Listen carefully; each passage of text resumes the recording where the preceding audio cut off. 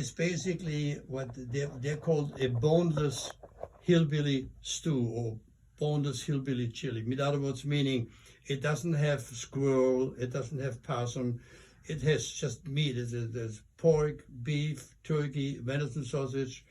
It has a lot of mushrooms, and again, stuff that would have been grown around. But it's a tomato base, shallots, garlic, tomato base, obviously some chili powder, a little paprika, and then afterwards, and you cook the beans on the side, and then after mix it all together. So that's what I did yesterday, and I got so much email. Where is the squirrel? Honest to God. Because it's supposed to be like a hillbilly kind of thing? Is that why they were because asking? and I picked the name because this is the name I saw. So Yeah. I just thought it was funny. But it wasn't even for the show. It was for a friend of mine. It had nothing to do with the show. But people assume everything I do is with the show. Yeah, it's, you get pigeon-nosed into certain things. And I want to also, since you're talking about the fact that you have been cooking, I want to mention the fact that the last time you were on the show, you were talking about the spices that you were creating. So with you brought the spices, so they're actually already available. And why don't you tell our listeners a little bit about each spice? Well, let me tell you, actually Phil can verify it because he basically eats them every day.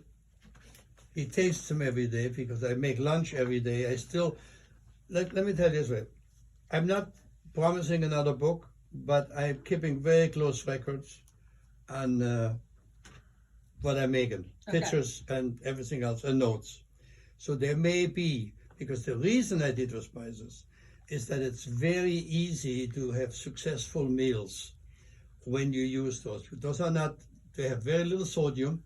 Yes, they're expensive. Because why they're expensive? Because the cheaper ones are giving you 70% sodium and a little bit of that. And so I played around with this like crazy during COVID with trying fresh herbs. I have still today a big herb garden. I water my herb garden every morning, talk to him every night, water it again. He gets everything I garnish. I mean, you saw the plate today that I made for him, which was a king salmon on top of Japanese eggplant, nice. Marinara, and some tortellini on the side. Beautiful dish. You gotta look at it. But anyway, so when I make I put on about 20 pounds in when I make those dishes, I can use it, nothing else but using my spices. But you gotta have to know what. So some I marinate with shrubs, and other ones are just for flavoring.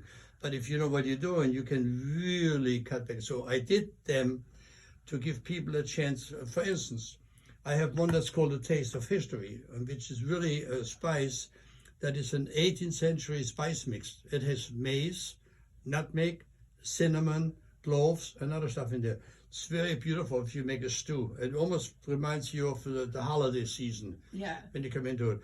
And then the spectacular is for everything. Mediterranean is not Italian, it's Mediterranean. It goes for anything Mediterranean. As a matter of fact, what he had today, a king salmon that was marinated in the Mediterranean spice. So all you have to do, if you play around a little bit, and a lot of people that have purchased them use it for this reason. And this was the reason I did it. The reason, and I figured I put my picture on there so they always see me in their kitchen cabinet, They can see who came up with that too and appreciate it even more. And I know that you hinted that you might not create another culinary book or cookbook, but I was kind of hoping, that was one of my questions, is whether or not you were going to do that, or because one of the books that you had out there, you said you cross-referenced it, so if you want to see the history of that recipe, that they can look up that recipe. We have that. We have the book that is called the Taste of History book. Yes. I am working on another book, but I'm not sure.